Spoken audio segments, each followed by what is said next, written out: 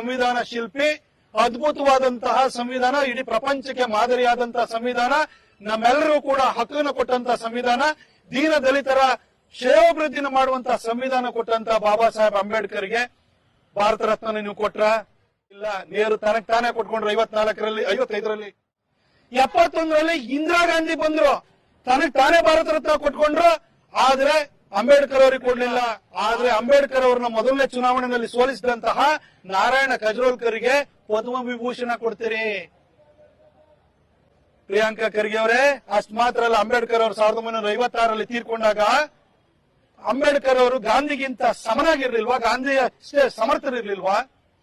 ಅವ್ರ ಸಮುದಾಯಕ್ಕೆ ನ್ಯಾಯ ಕೊಡಬೇಕು ಅಂತ ಹೋರಾಟವನ್ನು ಮಾಡಿದಂತವ್ರು ಅವರು, ನಮ್ಮೆಲ್ಲರಿಗೂ ಸಂವಿಧಾನ ಕೊಟ್ಟಂತವ್ರು.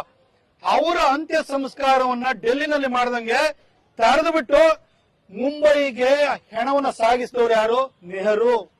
ಅವ್ರ ಮಗಳು ಅಂಬೇಡ್ಕರ್ ಅವ್ರನ್ನ ಸೋಲಿಸಿದವರಿಗೆ ಪದ್ಮ ವಿಭೂಷಣವನ್ನು ಕೊಡ್ತಾರೆ.